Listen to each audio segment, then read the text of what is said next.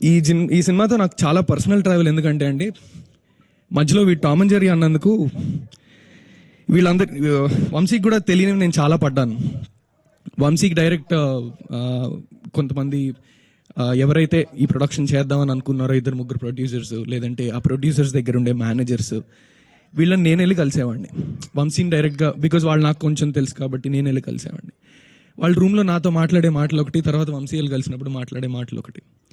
నాతో చాలా ఎక్కువ అవుతుందమ్మా కొత్త వాళ్ళ మీద అంత పెట్టడం. అబ్సల్యూట్లీ ఫైన్ అండి, నిజంగా కొత్త వాళ్ళ మీద అంత పెట్టడానికి అందరూ ధైర్యం చేయలేరు. ధైర్యం చేయలేను, నా వల్ల కుదరదు, బయలుదేరిపోండి ఇక్కడి నుంచి, వేరేది ఏమన్నా చూసుకోండి అని చెప్పడం అది వేరండి. అని ఈ సినిమా గురించి మాట్లాడే మాటలు కొన్ని చెప్తాను మీకు. వర్కౌట్ అవుతుంది సినిమా. ఏంటి ఆ కథ ఏంటి అసలు, మధ్యలో ల్యాగ్ అవ్వదమ్మా, అవ్వదు. వీడు ఎంత బాగా నరేట్ చేస్తాడంటే అండి, వాళ్ళందరూ అనేవాళ్ళు ఏంటంటే ఇది నరేషన్ వల్ల మీకు అలా అనిపిస్తుంది కానీ అంత వర్కౌట్ అవ్వదమ్మా ఈ సినిమా అసలు అవ్వదు అని, వర్కౌట్ అవ్వదు అని నా ముందు అనేవారు. నేను వచ్చి వీడి దగ్గర మాట్లాడేటప్పుడు వీడు చెప్పేవాడు నాకు వాళ్ళ అమ్మగారు హెల్త్ గురించి కానీ, వాళ్ళ ఇంట్లో ఎప్పుడైతే మేము ఒక ప్రొడక్షన్ హౌస్లో సైన్ చేసేసామో, వీళ్ళ నాన్నగారు ఊరంతా ఆల్మోస్ట్ చాటింపు వేస్తారు, మా కొడుకు సినిమా చేసేస్తున్నాడు అని.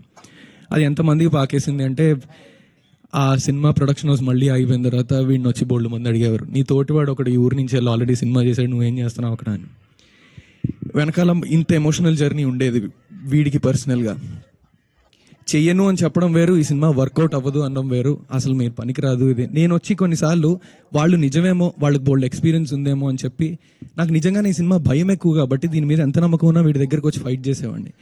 ఈ 11 మంది వీడిని ఎంత నమ్మేవారంటే నాకే భయం వేసేది, వీడిని అనవసరంగా మోసం చేస్తున్నారేమో, ఫస్ట్ సినిమా వీడు ఇంకేమన్నా చేసి దాని తర్వాత ఇలాంటి సినిమా చేస్తేనే కరెక్ట్ ఏమో, ఇంత బడ్జెట్లో అసలు ఎవరు పెట్టరేమో అని భయం వేసి నేను వీడితో వెళ్ళి కావాలని మొహం మీద చెప్పేవాడు, అరే ఇది వర్కౌట్ అవ్వదేమోరా నిజంగానే, ఒక్కసారి వేరేలా ఆలోచించిన. అబ్బాయి మొండి నా కొడుకు అస్సలు వినేవాడు కాదండి. లేదు నేను చేస్తే ఇదే కమిటీ కుర్రాలే ఫస్ట్ సినిమా చేస్తా, ఎందుకు అవ్వదురా అవుద్దులేరా అని చెప్పేసి. మా టామ్ అండ్ జెర్రీ ఏదైతే ఉందో దీనివల్లే వచ్చేది, మాకు అంతకు మించి వేరే ఏం లేవు. అండ్ ఇంకో విషయం, ఈ యాక్టర్స్ అందరినీ ఎప్పుడైతే కమిటీ కుర్రోళ్ళు కొత్త సినిమా కొత్త యాక్టర్స్ అంటే, అసలు కొంతమంది అసిస్టెంట్ డైరెక్టర్లు వీళ్ళందరిని అడిగినా చెప్తారండి, పేమెంట్లు ఉండవండి. మీరు అబ్జర్వ్ చేస్తే మనం ఎప్పుడన్నా పోస్టర్స్ అసిస్టెంట్ డైరెక్టర్స్కి వీ వాంట్ ఇంటర్న్స్ అంటే పేమెంట్ ఉండదు అనమాట. నువ్వు వచ్చి పని చేయి, నీకు ఎక్స్పీరియన్స్ కావాలండి అన్నట్టు. బిలీవ్ మీ, ఈ యాక్టర్స్ అందరూ they got paid in pink elephant pictures even before ఏంటి సినిమా రిలీజ్ కాకముందు పేమెంట్లు అన్ని టైంకి, మీరు అడగని కూడా అడగక్కర్లేదు. ఒకనొక టైంలో ఎప్పుడో రమేష్ గారి దగ్గరికి వచ్చి అడగడానికి ఇబ్బంది పడ్డారు వీళ్ళు, పేమెంట్లు సార్ ఒక లాస్ట్ పేమెంట్ ఉండిపోయింది కదా ఇవ్వగలరా అన్నట్టు. ఈయన ఏమన్నారు తెలుసా, ఒకసారి అకౌంట్ చెక్ చేసుకోండి అమ్మా, మీరు అకౌంట్ రెగ్యులర్గా చెక్ చేసుకోవట్లేదేమో అనుకున్నారు, చూస్తే ఆల్రెడీ పేమెంట్ పడిపోయింది వాళ్ళ అడక్క ముందు. ఇది చాలా రేర్ అండి, అది కొత్త వాళ్ళకి. వేరే ప్రొడక్షన్ హౌస్లో అయితే వాళ్ళకి అవకాశం ఇస్తున్నాం కదా, అసలు పైసలు ఇచ్చేది లేదులే లైట్ అన్నట్టు.